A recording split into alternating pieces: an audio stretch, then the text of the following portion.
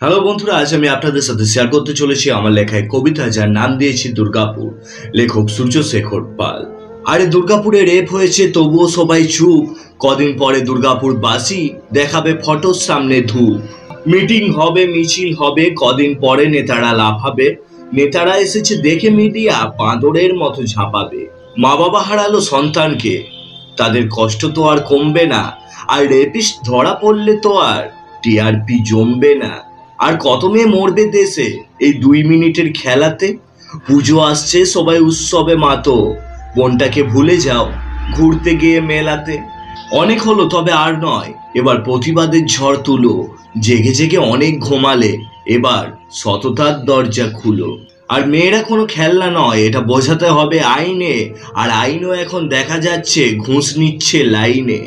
আরজি করে রেপ হয়েছিল, টাকা ছিল বলে সবাই লাফালো।